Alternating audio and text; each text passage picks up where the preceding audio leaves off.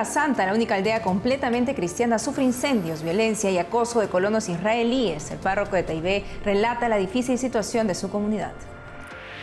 Las inundaciones en Texas dejan ya 120 muertos tras intensas tormentas. El presidente Trump visita la zona en medio de críticas por la gestión de la emergencia. 80 obispos colombianos se reúnen y se comprometen a ser pastores más cercanos, pidiendo a los fieles reconocer también la fragilidad humana de los prelados. 6.000 jóvenes mexicanos renuevan su fe en el jubileo dedicado a ellos, con impresionantes filas para confesarse. En la fiesta de San Benito, el abad primado de los benedictinos invita a los cristianos de hoy a seguir el ejemplo de vida ordenada en presencia de Dios. Hola amigos, hola y terminamos la semana. Así es, Natalie, un gusto terminarla contigo como siempre y con nuestros televidentes desde los estudios en Lima, Perú. Bienvenidos a su noticiero con enfoque católico EWTN Noticias. Soy Natalie Paredes. Soy Eddie Rodríguez Morel, gracias por acompañarnos. Iniciamos las noticias con la guerra en Tierra Santa entre Israel y los terroristas de Hamas, que también se siente en otros lugares fuera de Gaza. Ocurre en Cisjordania, donde las comunidades cristianas vienen sufriendo continua violencia. Uno de los 3 párrocos que denuncian ataques contra los fieles y sus bienes explica con detalles la situación.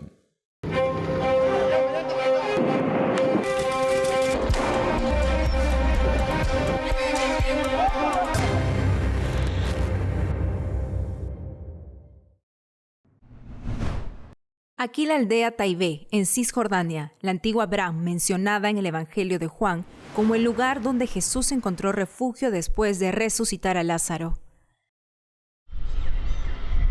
En Taibé existen 3 iglesias cristianas, una de rito latino, otra melquita y además una greco-ortodoxa. Los párrocos de estas iglesias informaron que desde hace días el pequeño asentamiento es atacado por colonos israelíes que reclaman el territorio, socavan la dignidad de sus residentes y la santidad de su tierra sagrada, precisaron en un mensaje.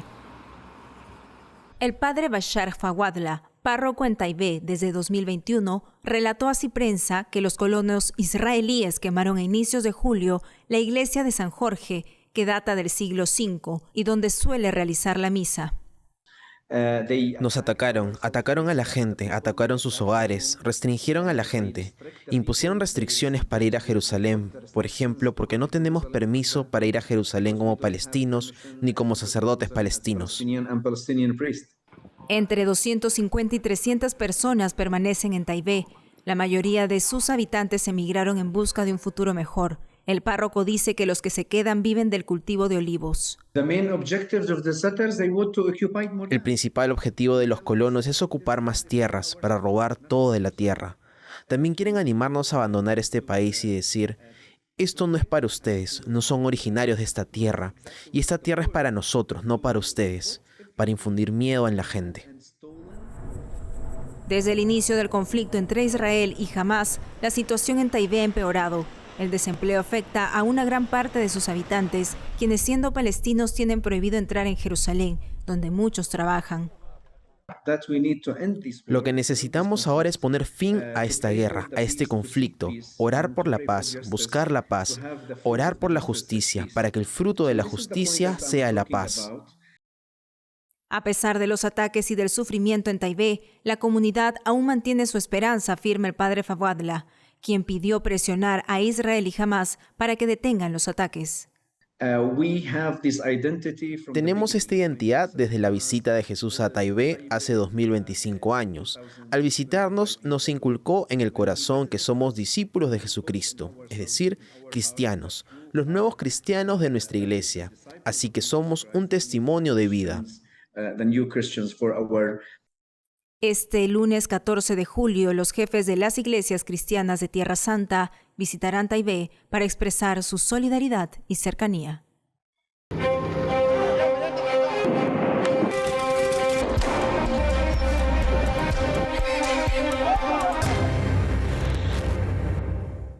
Y en Texas, Estados Unidos, a una semana de las inundaciones producto de las tormentas, el número de muertos asciende a 120 según las autoridades.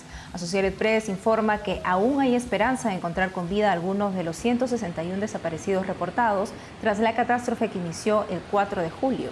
Mientras, el presidente Trump visita este viernes el estado para inspeccionar las operaciones de rescate en el lugar ante las críticas por la gestión del gobierno frente a la emergencia. Escuchemos el relato de un sobreviviente al dejar su casa luego de la inundación repentina en Kerrville, Texas. It was crazy. We were in a spot right here in the corner. Fue una locura. Estábamos en un lugar aquí mismo, en la esquina, y nos despertó a las 5 de la mañana la dueña del parque de casas rodantes. No paraba de golpear la puerta, así que salimos de la casa rodante y al salir a la cornisa trasera, vi una casa rodante flotando en el agua. El agua llegaba justo a la parte trasera de la mía, así que corrimos a recoger todo y analizar qué estaba pasando. Y la dueña nos repetía, tenemos que irnos ya. Así que tuvimos tiempo justo de agarrar nuestras maletas, mi oficina y mi maletín, y meterlos en el coche. En ese momento oí gritos de socorro. Corrí por la parte trasera de la autocaravana y vine por acá. Estaba lleno de camiones de bomberos y patrullas por toda la zona. Oí gritos, así que fui a intentar ayudar a quien gritaba. Era una autocaravana con una familia de 5 personas flotando. Intentaba alcanzar a una niña que estaba en una ventana, pero no pude alcanzarla y ella no podía salir. Entonces la policía vino y me dijo que teníamos que salir inmediatamente y que no podíamos hacer nada más para ayudar. En Colombia, esta semana los obispos del país se reunieron en torno a propuestas urgentes y necesarias para fortalecer su ministerio episcopal en constantes desafíos. Nuestra corresponsal Lida Lozada informa. El obispo, profeta, testigo y servidor de la esperanza fue el tema bajo el cual 80 prelados colombianos estuvieron reunidos esta semana desarrollando su asamblea 119. Al encuentro fue invitado el arzobispo chileno de Puerto Montt, Monseñor Luis Fernando Ramos, quien les insistió en la necesidad de ser pastores más cercanos y de dar testimonio de la esperanza de Cristo con su propia vida. Advirtió sobre aspectos que pueden amenazar la esperanza a nivel social y eclesial, entre ellos la ausencia de paz y de justicia, los abusos y el clericalismo. Por eso, los obispos somos personas que facilitan o deben facilitar la conexión de las comunidades con el Señor. Y a nosotros se nos ha regalado algunos elementos que son extraordinariamente importantes, como por ejemplo ser maestros de la santificación del pueblo de Dios. Cada vez que celebramos nosotros un sacramento, abrimos una puerta enorme del mundo de Dios que llega a nuestro mundo, de la trascendencia divina a nuestra contingencia frágil y débil de todos los seres humanos, y Dios llega con su gracia como un bálsamo para levantarnos de estas situaciones. Por su parte, el cardenal Luis José Rueda subrayó la importancia de ayudar a que los fieles no generen expectativas irreales sobre la figura del obispo, que sean conscientes de la fragilidad humana que hay en ellos. Afirmó que el obispo no puede vivir su ministerio en soledad. Llamó a trabajar por un episcopado sinodal. En este sentido, presentó las pistas para la fase de implementación del sínodo en las iglesias locales, documento publicado el lunes último por la Secretaría General del Sínodo a la que él pertenece.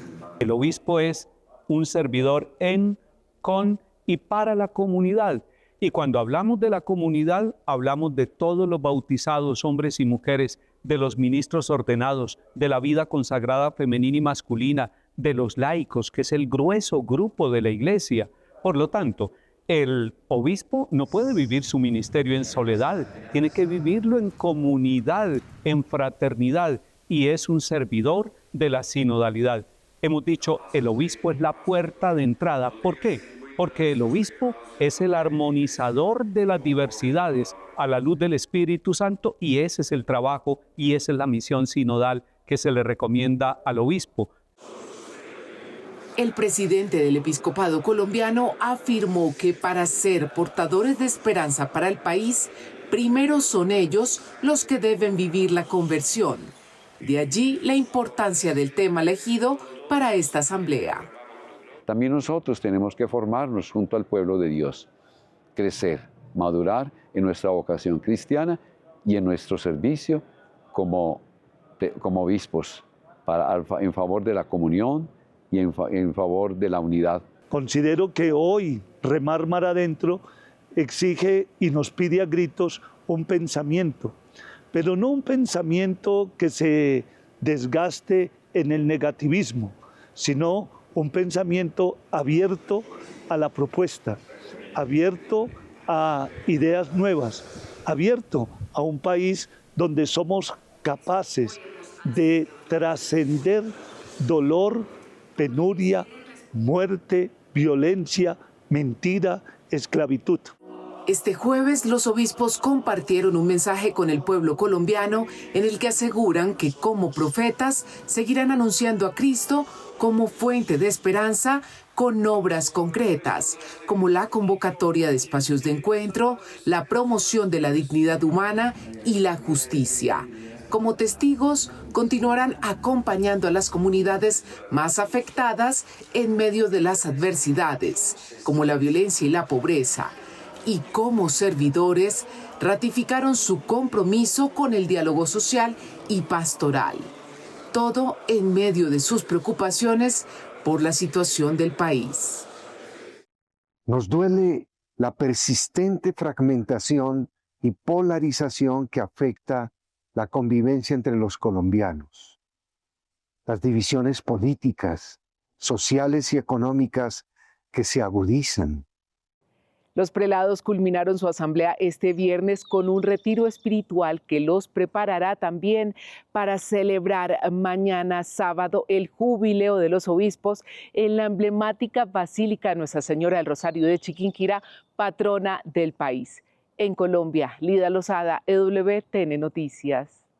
Ahora recordemos los propicios consejos del Papa León XIV a los obispos llegados de diferentes partes del mundo para su jubileo a fines de junio.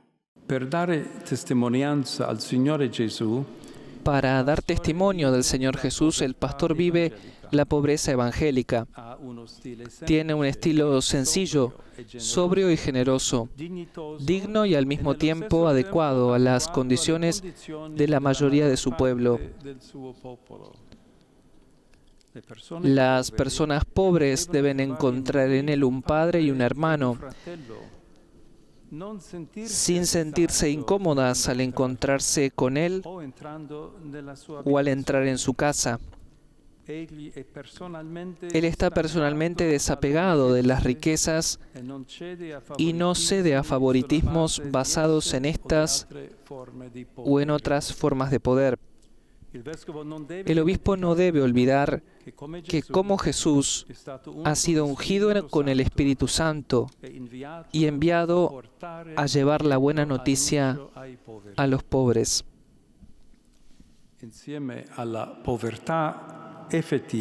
Junto con la pobreza efectiva, el obispo también vive esa otra forma de pobreza, que es el celibato y la virginidad por el reino de los cielos. No se trata solo de ser célibe, sino de practicar la castidad del corazón y de la conducta, y de este modo vivir el seguimiento de Cristo para poder manifestar a todos la verdadera imagen de la Iglesia, que es santa y casta en sus miembros como en su cabeza. Además, deberá ser firme y decidido al afrontar las situaciones que puedan provocar escándalo, así como cualquier caso de abuso, especialmente contra menores, ateniéndose a las disposiciones vigentes. Por último, el pastor está llamado además a cultivar aquellas virtudes humanas que también los padres conciliares quisieron mencionar en el decreto Presbyterorum Ordinis, y que con mayor razón son de gran ayuda para el obispo en su ministerio y en sus relaciones. Podemos mencionar la lealtad, la sinceridad, la magnanimidad, la apertura de mente y de corazón, la capacidad de alegrarse con los que se alegran y sufrir con los que sufren, y también el dominio de sí mismo, la delicadeza, la paciencia, la discreción, una gran propensión a escuchar y al diálogo, la disponibilidad al servicio. En México, miles de jóvenes demostraron que la esperanza vive. Tal fue el mensaje de su entusiasta presencia en el Jubileo de la Juventud 2025. Nuestro corresponsal Diego López Colín también estuvo ahí. Nos cuenta. Alrededor de 6.000 jóvenes de distintas diócesis de la Ciudad de México así como de Hidalgo, Puebla y el Estado de México, se congregaron en el Seminario Menor para celebrar el Jubileo de la Juventud 2025. Desde temprano, los participantes comenzaron a llegar con un mismo deseo: encontrarse con Dios y con otros jóvenes que comparten su fe. Creo que la emoción de saber que muchos jóvenes seguimos el mismo camino de Dios y que todos tenemos un objetivo que es pues la palabra de Dios. La jornada se desarrolló en distintos escenarios con una variedad de actividades. Los obispos acompañaron a los jóvenes con pláticas, además de presidir una celebración litúrgica y la hora santa. En la capilla del seminario se mantuvo la exposición del Santísimo y varios sacerdotes estuvieron disponibles durante todo el día para el sacramento de la reconciliación. Además de los momentos espirituales, los asistentes participaron en talleres sobre la situación de los cristianos perseguidos, evangelización digital, compromiso social y discernimiento vocacional, entre otros.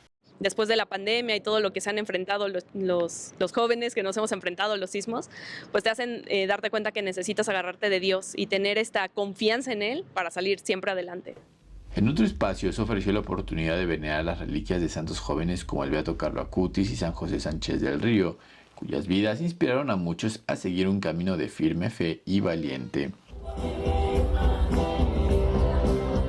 La tarde fue una fiesta de música y alegría. El grupo musical Hakuna hizo vibrar al público con sus alabanzas y el dúo de payasos católicos, Los Destrampados, provocó carcajadas y reflexión. Y la lluvia impidió un especial cierre. El cura DJ, el sacerdote portugués Guillel, transformó el recinto en escenario lleno de luces y sonido. Yo creo que Dios siempre derrama frutos mucho más grandes de los que pensamos. Entonces, por el modo en el que vi a los chavos terminando el evento, yo creo que salieron muy contentos. Quiero pensar en Dios que justo con la esperanza renovada, pero estoy seguro que Dios derramó muchísimos más frutos de los que podemos ver, ¿no? Simplemente la fila de confesiones que hubo fue impresionante. Los jóvenes católicos bailan, cantan, pero sobre todo están llenos de fe. Este jubileo desde Ciudad de México no solamente fue un evento más, sino un espacio en donde se le brindaron herramientas necesarias para que los jóvenes puedan enfrentar los desafíos del día de hoy. En Ciudad de México, para WTN Noticias, Diego López. Hacemos una pausa y al volver, en la fiesta de San Benito, el abad primado de los benedictinos invita a los cristianos de hoy a seguir el ejemplo de vida ordenada en presencia de Dios. Además, la doctrina social de la Iglesia es el camino para construir un mundo mejor ante los desafíos políticos, sociales y económicos, afirma directora de la Academia Internacional de Líderes Católicos, que presenta diplomado para aprenderla, vivirla y promoverla. Regresamos con más noticias con Enfoque Católico.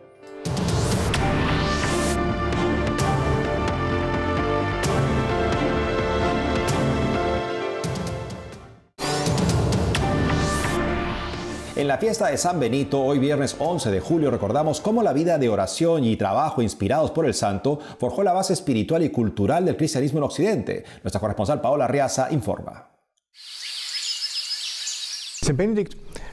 San Benito fue un monje que vivió en los siglos V y VI aquí en Italia. Fundó dos monasterios, Subiaco y Monte Cassino, pero lo más importante es que escribió la regla de San Benito, que se convirtió en uno de los textos fundamentales del cristianismo occidental. Se difundió por todo el mundo y realmente dio forma a la manera en que se vivía la vida religiosa. Al centrar la vida en torno a la oración y el trabajo, así como la lectura y el estudio, San Benito sentó las bases espirituales y culturales de la civilización cristiana en Occidente. El abad primado de los benedictinos explicó que su ejemplo sigue ofreciendo mucho para los cristianos hoy en día. San Benito nos ayuda a reorganizar nuestras vidas personales y a ponerlas en orden, basándonos en el Evangelio, con muchos valores humanos, y a partir de ahí podemos intentar reconstruir nuestra civilización, que parece estar tan amenazada en tantos aspectos. En este momento estamos viviendo rupturas, turbulencias inesperadas e incluso violencia por todas partes. Y Benedicto, en una coyuntura similar, creó estos monasterios como espacios donde se podía recuperar y vivir una vida ordenada en presencia de Dios. Y creo que esa es también nuestra tarea hoy en día. Además de ser el santo patrón de Europa de los monjes y los estudiantes, San Benito también es considerado un poderoso patrón en la guerra espiritual y un intercesor contra el diablo. Es especialmente conocido por su firme resistencia al mal y por la protección espiritual asociada a la medalla de San Benito, una medalla mística que muchos llevan hoy en día. Tiene una imagen de San Benito en un lado y una cruz en el otro, y en esa cruz hay inscritas varias letras. Son las letras iniciales de palabras que forman versos que intentan alejar los males. Son oraciones que alejan el mal y tratan de protegerte. Así que es como una bendición que se te da para protegerte del mal. Al igual que la medalla, la espiritualidad benedictina y la regla de San Benito han perdurado durante siglos. El abad subrayó la resiliencia de la orden a pesar de las numerosas pruebas a las que se ha enfrentado. A principios del siglo XIX sufrimos crisis enormes y el monacato estaba prácticamente extinguido en Europa. Sin embargo, hoy en día volvemos a tener un panorama floreciente con muchos monasterios, cientos de monasterios aquí en Europa y en otros lugares. El ideal de San Benito y su regla son más fuertes que las personas que los viven y han resurgido una y otra vez, inspirando a la gente a llevar una vida comunitaria según los valores del Evangelio. Así seguirá siendo en el futuro. No me preocupa. Mientras exista el cristianismo, también existirá el monacato. En Roma, Paola Riaza, EWTN Noticias. Nos vamos a Buenos Aires, Argentina, para conversar con Lara Berzano. Ella es directora de la Academia Internacional de Líderes Católicos, que nos hablará del 10º Diplomado de la Doctrina Social de la Iglesia que están presentando junto con la Universidad Antonianum de Roma el próximo 23 al 27 de octubre. Las inscripciones ya están abiertas para descubrir cómo esta formación ayudará a líderes a vivir su fe desde el compromiso social. Lara Berzano, qué gusto tenerte nuevamente con nosotros. ¿Por qué es importante para los líderes católicos formarse en doctrina social de la Iglesia? Por varios factores, Natalie, gracias por la pregunta. La doctrina social de la Iglesia es este conjunto de enseñanzas y principios que guía el trabajo, las acciones, la fe, el camino de cualquier católico. Los principios fundamentales sabemos que son el respeto por la dignidad humana, el bien común, el destino universal de los bienes, tantas encíclicas escritas sobre eso, pero sobre todo la participación, que en palabras del Papa Francisco sería trabajar sinodalmente, y la justicia social. Este año, la Academia Internacional de Líderes Católicos está organizando, junto con la Universidad Antonianum de Roma, como bien dijiste, el 10º Diplomado de la Doctrina Social de la Iglesia. Lo que hacemos cada año en un país diferente y en alianza con una reconocida universidad es incentivar que la doctrina social es el camino de la fe, de la enseñanza, de la doctrina, de la participación de cada líder, de cada católico, como responsable de llevar adelante no solo la evangelización y la palabra del Señor, sino la responsabilidad en nuestras tareas diarias, en nuestros hogares, en nuestras empresas, con esa fe y con esa alegría de tener a Cristo en el corazón. En eso vamos a trabajar. Precisamente, Lara, ¿podría compartirnos un ejemplo concreto de cómo esa doctrina puede inspirar la acción de un líder en su comunidad? Lo que más buscamos es llamar la atención de aquellas personas que están en una parroquia, en una diócesis, acompañando un grupo de jóvenes, un grupo de adultos mayores, trabajando con los pobres de la comunidad, liderando una empresa, entendiendo las necesidades de los empleados, liderando procesos políticos, de política pública en el Congreso. Fíjate, Natalie, que te mencioné distintos tipos de liderazgos, desde un liderazgo social en una parroquia, en una diócesis, hasta posiblemente un líder político que lleva adelante funciones muy importantes en una Cámara de Diputados. ¿Cuál ha sido el impacto de la doctrina social de la Iglesia en América Latina y cómo se conecta también con los desafíos actuales? Wow, es una muy buena pregunta porque hay varios documentos clave de la doctrina social, sin lugar a duda uno del cual se habló mucho este año, que es la Rerum Novarum del Papa León XIII, que tiene muchísimos años, es del año 1891, pero ¿por qué no también mencionar Fratelli Tutti del Papa Francisco del año 2020? Rerum Novarum, para hablar un poquito de historia, creada en los inicios de la Revolución Industrial. El Papa León XIII nos invitó con esa encíclica a considerar cuáles son las nuevas realidades que vive una sociedad cuando está atravesando una revolución que cambia de lleno las formas de producción, las formas de relación social. Fratelli Tutti del Papa Francisco en el año 2020 nos invita a pensarnos a todos de manera comunitaria y sinodal. ¿De qué manera tenemos que pensarnos como iglesia en salida, una palabra que utilizaba mucho el Papa Francisco?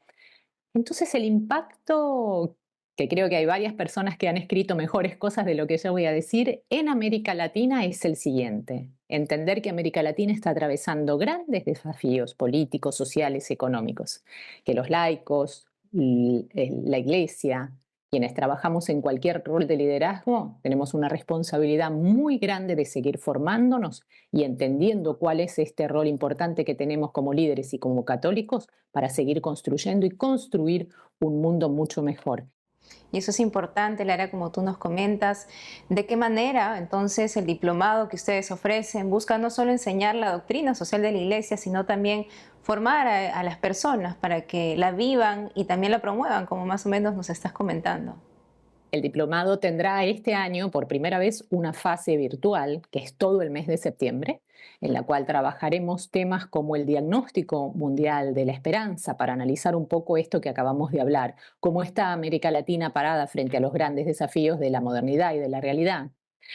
Otro de los temas será la esperanza y el liderazgo en clave política, social, económica y espiritual. Otro de los grandes temas en esta fase virtual será también la esperanza como virtud del católico. Pero luego en octubre, como bien mencionaste al principio, del 23 al 27 de octubre nos vamos a Roma a trabajar presencialmente de manera sinodal, formándonos en varios de los temas que van a dar expertos. Así que va a ser una agenda muy completa, muy sentida en el año del jubileo 2025 y justamente coincidente con el jubileo de la educación que inicia en esos días en Roma. Invitamos entonces a nuestros televidentes a estar atentos para que puedan participar también de este diplomado. Lara Bresando, muchas gracias por la entrevista. Gracias como siempre por su tiempo. Un placer estar con ustedes. Eso es todo por hoy, amigos. Gracias por haber estado con nosotros. No olviden seguirnos en nuestras redes sociales y en www.tnnoticias.com. Hasta el lunes.